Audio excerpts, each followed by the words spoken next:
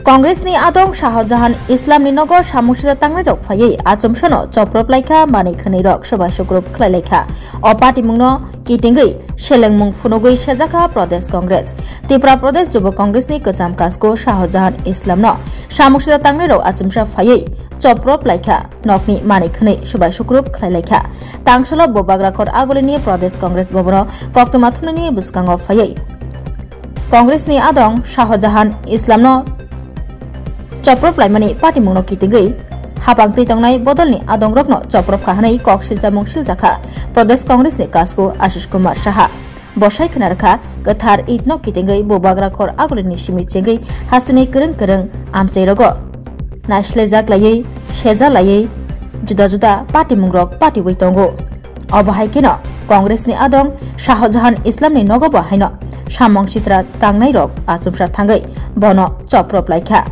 o party mungni yagulo tabuk sak jorati police rok kebono phano romui maniakho obahaino kok saka Pradesh Congress ni kasko Ashish Kumar Saha আমাদের প্রাক্তন যুব কংগ্রেসের রাজ্য সহসভাপতি ওনার বাসভবনে একটা আক্রমণ সংঘটিত হয় শাসক দলের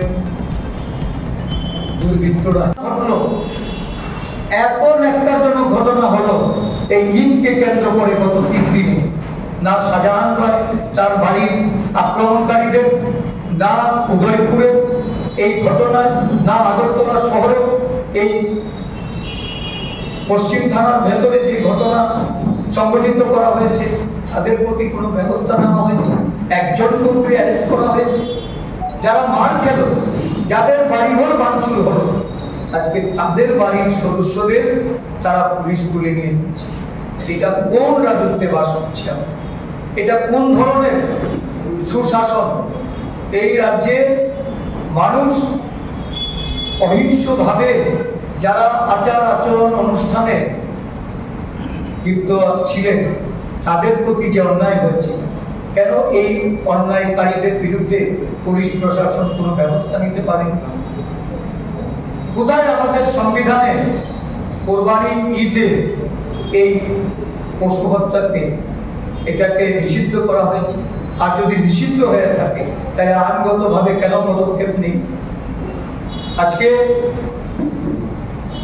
হিন্দুত্বের ঠিকাদার তাদেরকে লেলিয়ে দিয়ে সারা রাজ্য জুড়ে অরাজকতার একটা পরিবেশ নিয়ে আসা হচ্ছে রাজনৈতিক লাভালাভ করার জন্য মেরুকরণের জন্য বিভেদ সৃষ্টি করার জন্য হিংসাত্মক ঘটনার মাধ্যমে মানুষের অধিকার মানুষের খাদ্যের বস্ত্রে মানুষের সাংস্কৃতিক অধিকার সেগুলি কেড়ে নেওয়ার একটা অপপ্রয়াস সারা রাজ্য জুড়ে সেটা সংঘটিত হয়ে চলেছে এই অবস্থায় আমরা জানতে চাই মাননীয় মুখ্যমন্ত্রী আপনি পদক্ষেপ গ্রহণ করবেন কিনা মাননীয় মুখ্যমন্ত্রী এই বিষয়গুলি নিয়ে আপনার নিরাপত্তা কেন আপনি আপনার আশ্রিত দুর্বৃত্তরা তারা আজকে সারা রাজ্য জুড়ে এই ধরনের ন্যাক্কারজনক ঘটনা ঘটিয়ে চলেছে শান্তিপাড়ার যে ঘটনা এই ঘটনাতে তারা যুক্ত নাম ধাম করে দেওয়া হচ্ছে যারা বিজেপি দলের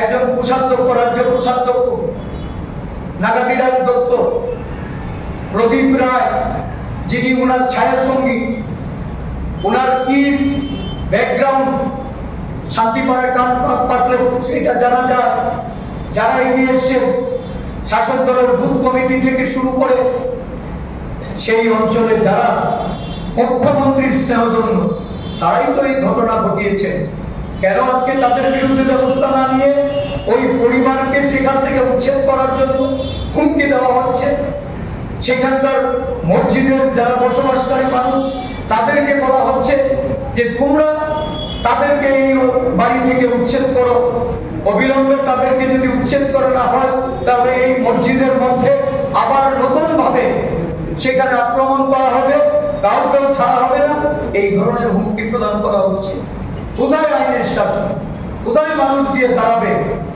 এই বিরোধী রাজনৈতিক দলগুলি আজকে মুখ্যমন্ত্রীর কাছে আমরা জানতে চাইছি যে মুখ্যমন্ত্রী আপনার সুশাসনের নমুনা কি এটাই রাজ্য জুড়ে এই ধরনের অরাজকতা এটা কিভাবে বিরোধী দল হিসাবে আমরা বরদাস্ত করি।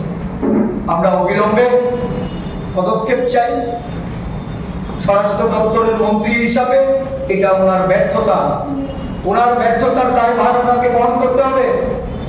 রাজ্যের মুখ্যমন্ত্রী হিসাবে আর কত মানুষ এইভাবে লাঞ্ছিত হবে, তাদের অপমানিত করা হবে, আর কত এই মানুষের আজকের যে বর্তমান যে পরিস্থিতি, দেওয়ালে গিয়ে পিঠ ঠেকেছে, মানুষ রুখে দাঁড়াবে।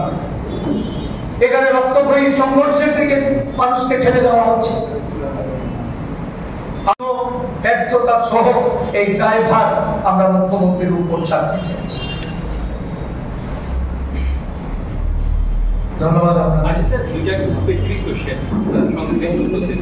প্রথম প্রশ্ন হচ্ছে, মোহাম্মদ শাহজাহান যে বক্তব্য রেখেছে, যেমন মুসলমান যারা বিজেপি নেতা তাদের সমাদৃত করা ইত্যাদি বক্তব্য, এটাকে কি কংগ্রেস দল সমর্থন করে? দেখুন, রাজনৈতিক ভাবে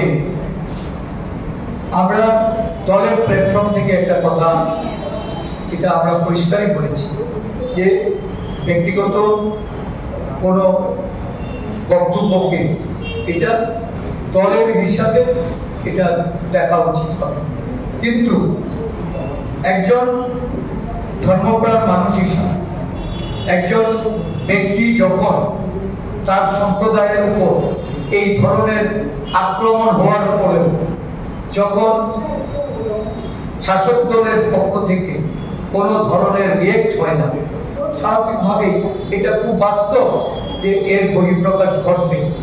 এর জন্য যদি তার কোনো রকম অপরাধ হয়ে থাকে, এটা দেখার দায়িত্ব তো প্রশাসন নিশ্চয়ই তারা পদক্ষেপ নিতে পারে। প্রশাসনিক স্পেসিফিক কোশ্চেন, কংগ্রেস কি মনে করে যে শাহজাহান যে বক্তব্য রেখেছে কংগ্রেসের একজন পদাধিকারী হিসাবে সেটা দল কিভাবে নিচ্ছে, বা দল কি সমর্থন করে? যে এটা তার ব্যক্তিগত মতামত, কিন্তু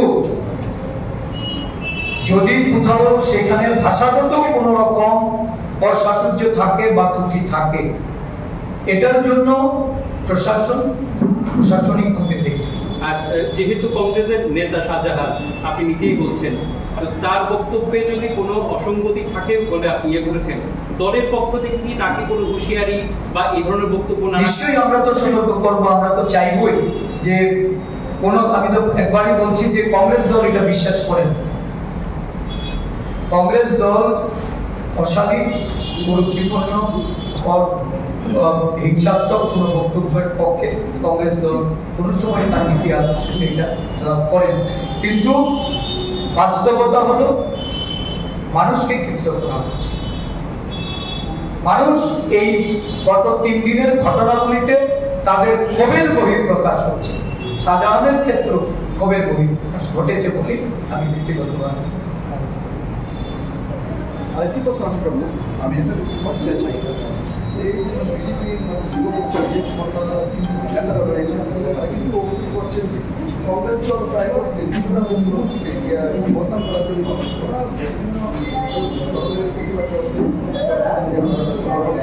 ওনার এই বক্তব্যের প্রেক্ষিতে আপনার কি?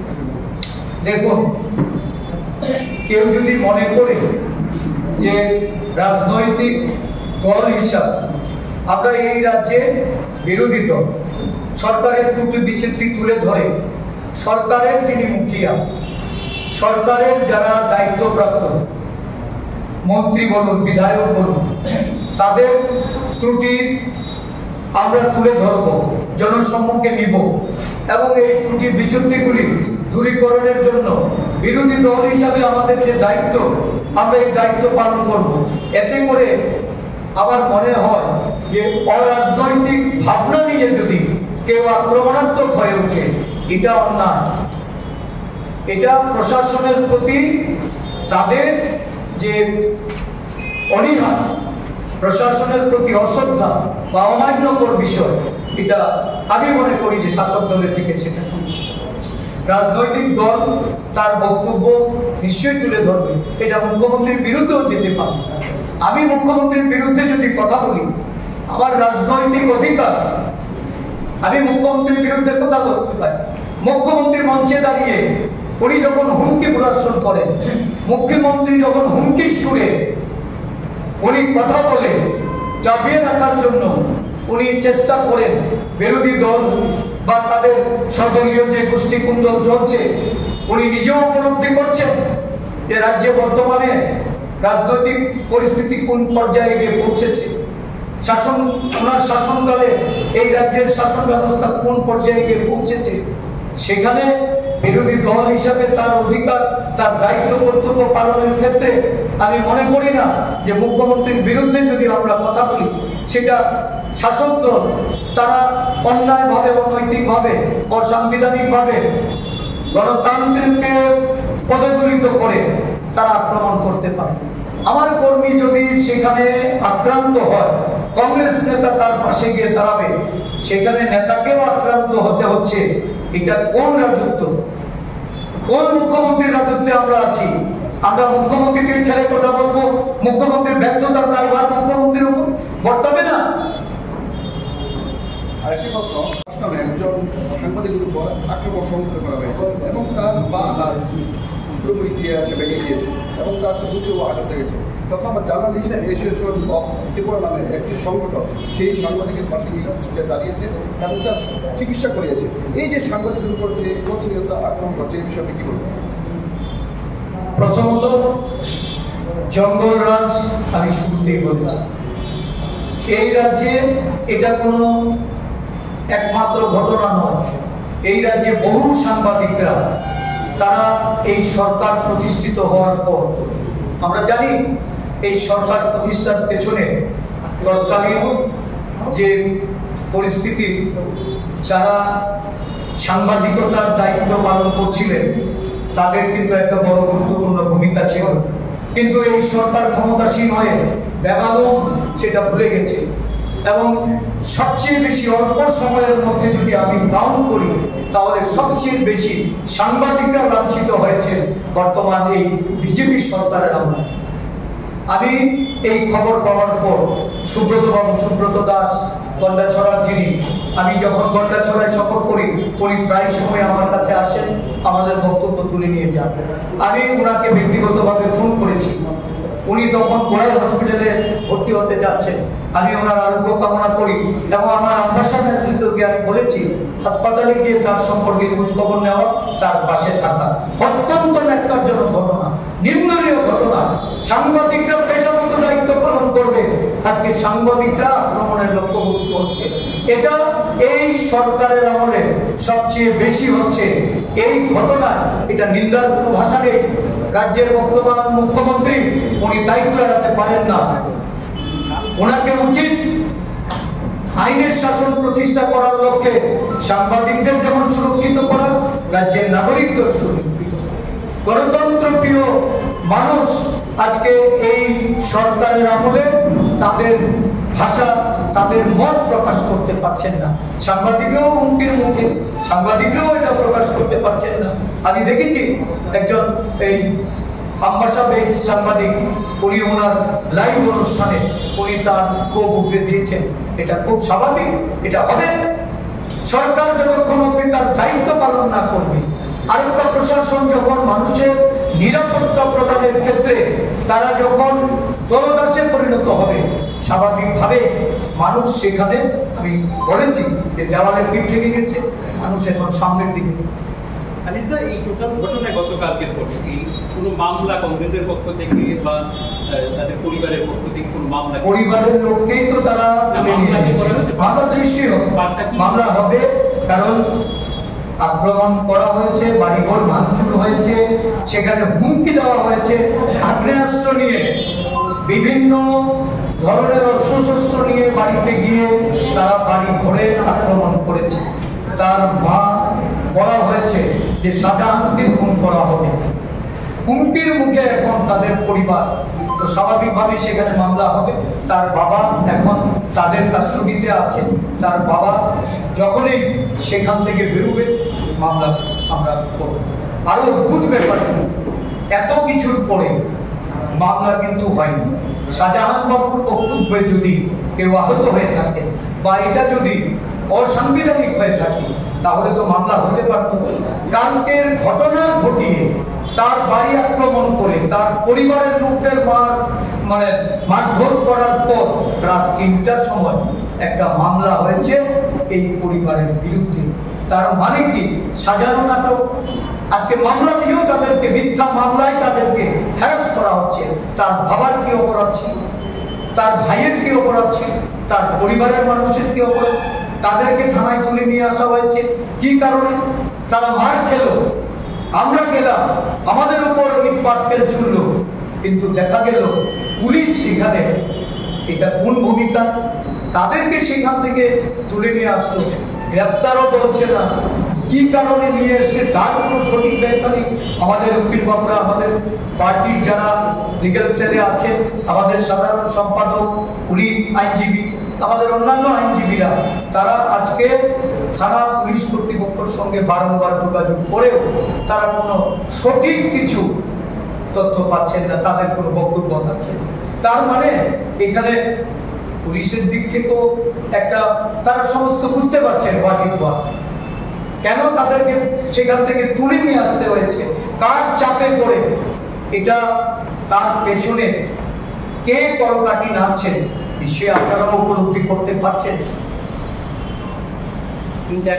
আপনারা কি কোর্টের বাড়িতে ভাঙচুর, তার বাবা, তার মা, তার স্ত্রী এবং 8 মাসের তার যে ছোট্ট শিশু, কোলের শিশু, এই ঘটনা তারা নানাভাবে আক্রমণের মুখে পড়ে আহত হয়েছেন, লাঞ্ছিত হয়েছেন, চিরতাহানির মতো ঘটনা সেখানে সংঘটিত হয়েছে। বিষয়টা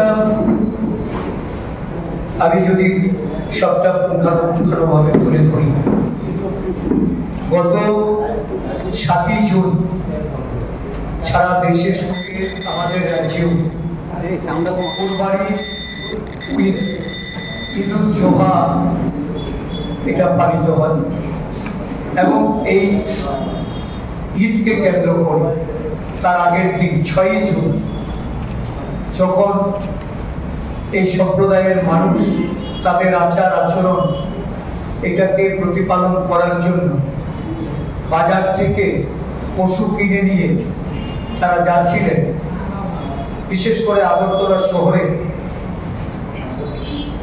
কয়েকজন এই ধরনের এই ধর্মান্তরী মানুষের তাদের পশুগুলিকে রাস্তায় আটক করে একটা ধর্মীয় ঠিকাদারের দল এবং সেই পশুগুলিকে এনে পশ্চিম থানায় তারা প্রশাসনের যারা সেখানে ছিলেন তাদের হাতে তুলে দেয় এবং একে কেন্দ্র করে আমরা দেখেছি দীর্ঘ সময় ব্যাপী যে কুরবানি ঈদ, যে ঈদের শুভেচ্ছা বার্তা দেশের প্রধানমন্ত্রী, রাজ্যের মুখ্যমন্ত্রী এবং এই ঈদ উদযাপনে তাদের শুভেচ্ছা জানিয়ে, অভিনন্দন জানিয়ে, সম্প্রীতির সঙ্গে এই ঈদ যেন উদযাপন করা যায় তার জন্য বার্তা পাঠিয়েছিলেন। কিন্তু এটা সম্পূর্ণ 6 তারিখ থেকে আমরা লক্ষ্য করলাম একটার পর একটা ঘটনা এবং ঈদ যেদিন 7 তারিখে, এই 7 তারিখের সকালবেলা কুরবানির ক্ষেত্রে বাধা দেওয়া, কুরবানি করা তাদের যে পশুগুলি সেগুলিকে তারা ভূগর্ভস্থ করে দিতে বাধ্য করে, যেখানে কুরবানি হচ্ছে বাড়িতে গিয়ে আক্রমণ করে। শুধু তাই নয়, এই সম্প্রদায়ের একজন প্রবীণ মানুষকে সে সপরিবারে একটা অনুষ্ঠানে যেতে যখন টমটম করে যাচ্ছিল, এই টমটমটা থামিয়ে তার দাড়ি টেনে ছিঁড়ে নেয়, তার স্ত্রীকে মারধর করে, তার টমটম গাড়িটি ভেঙে দেয় এবং বিক্ষিপ্তভাবে 6 তারিখ 7 তারিখ সারা রাজ্য জুড়ে বিভিন্ন ঘটনাগুলি যখন সংঘটিত হয়, শুধু তাই নয়, এই ভারতীয় জনতা পার্টি যিনি পদাধিকারী, একটি কর্পোরেশনের চেয়ারম্যান তাপস মজুমদার, উনি হোয়াটসঅ্যাপে একটা উস্কানিমূলক উন্মাদনা তৈরি করার জন্য এবং বিভেদ তৈরি করে সেখানে কিভাবে উত্তেজিত করা যায় সেই লক্ষ্যে উনি একটা পোস্ট করেন। আমার হোয়াটসঅ্যাপে এটা এখনো আছে। এই ধরনের ঘটনা একের পর এক যখন ঘটছিল, স্বাভাবিকভাবেই এই সম্প্রদায়ের মানুষের অনেকের মনের মধ্যে ক্ষোভ এবং তার ক্ষোভের বহিঃপ্রকাশও যথারীতি হচ্ছে।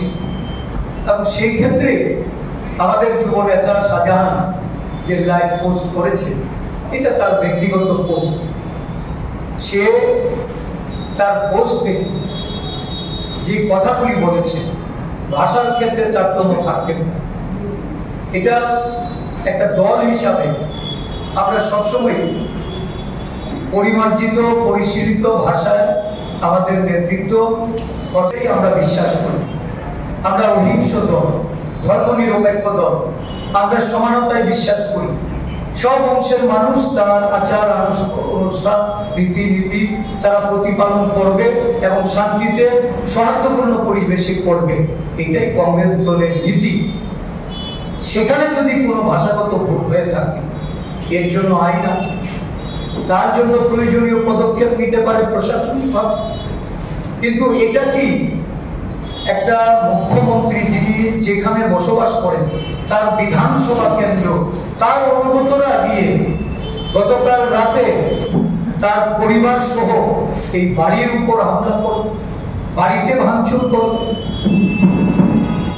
যে মুখ্যমন্ত্রী যিনি তার শপথ গ্রহণ অনুষ্ঠানে বলেছিলেন যে আমার একটা ক্লাব পরিচালনা করার অভিজ্ঞতা আছে, আমি পারবো রাজ্যটাকে প্রশাসনিকভাবে পরিচালনা। যারা আপনারা এখানে আছেন বা এই রাজ্যের মানুষ, ক্লাব পরিচালনা করার ওনার অভিজ্ঞতাটা ওরা নিশ্চয়ই ওরা ভুলে যাননি, ওনারা মনে করুন নিশ্চয়ই পারবেন। আজকে এই ঘটনা, এটার বাস্তব যে একটা সম্প্রদায়কে লক্ষ্য করে যখন এই ধরনের ঘটনাগুলি একের পর এক ঘটছে, তার বহিঃপ্রকাশ হতে পারে। কিন্তু এটা তো এই বহিঃপ্রকাশের পরিপ্রেক্ষিতে এই ধরনের ঘটনা ঘটে। আর এই ঘটনার পরিপ্রেক্ষিতে যখন আমরা চুকে গেলাম, সুদীপ রায় বর্মন উনি এই ঘটনার খবর পেয়ে আসলেন, আমাদের যুব কংগ্রেসের সভাপতি, ওনার যুব নেতা, উনি সেখানে গেলেন। তারপর পুলিশকে সামনে রেখে যে ধরনের ঘটনা সংঘটিত হয়েছে, যেভাবে আমাদের প্রতিও আক্রমণ করা একটা তারা সেখানে উপক্রম সেখানে ঘটেছে। আর ওটা প্রশাসনের একটা অংশ। আমরা মনে করি যে এখনো শুভবুদ্ধি সম্পন্ন অনেক মানুষ রয়েছে, আর ওটা প্রশাসনের লোক রয়েছে, যারা এই ঘটনা প্রতিহত করার জন্য নিজেরা সেখানে আক্রান্ত হয়েছে। আমাদের প্রতি লক্ষ্য করে ইট পাটকেল ছোড়া হয়েছে। যখন এই ঘটনা ঘটছে, আমি জানতে চাই রাজ্যের মুখ্যমন্ত্রী যিনি সুশাসনের কথা বলেন, যিনি বলেন যে এই রাজ্যে সব অংশের মানুষ নিরাপদ, যে দলের স্লোগান সবকা সাথ সবকা বিশ্বাস সবকা বিকাশ, কোথায় কোথায় আজকে এই দলের এই নীতি?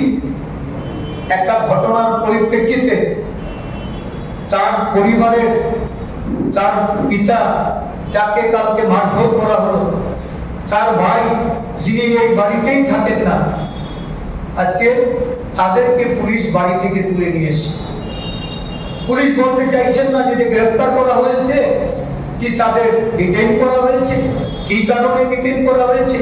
যারা আক্রমণকারী তারা সেখানে পুলিশের সামনে দাঁড়িয়ে অস্ত্রবস্ত্র গালিগালাজ করা, আমাদের প্রতি অশালীন আচরণ করা, এটা সম্পূর্ণভাবে এই রাজ্যে বর্তমান যে আইন শৃঙ্খলা একটা অরাজকতা জঙ্গল রাজ্যে কায়েম করে রেখেছে বর্তমান মুখ্যমন্ত্রী, যিনি এই অঞ্চলে বসবাসকারী, যিনি এই বিধানসভা থেকে রিপ্রেজেন্ট করছেন, আজকে ওনার কাছ থেকে এলাকাবাসী বা এই রাজ্যের মানুষ এরা কি দেখছে?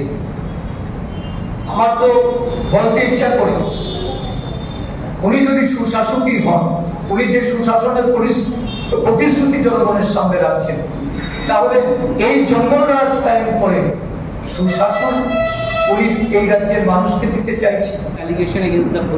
আমরা আমাদের সর্বভারতীয় নেতৃত্বের প্রতি এই বিষয়গুলি আমরা তাদের গোচরে নিয়েছি। আমরা আশা করছি সর্বভারতীয় ক্ষেত্রেও একটা পদক্ষেপ গ্রহণ করা হবে এবং এই বিষয় নিয়ে আমরা এর মধ্যেই আলোচনা করছি। সার্বিক বিষয়গুলি আমরা পরবর্তী সময়ে আপনাদের জানিয়ে। ধন্যবাদ।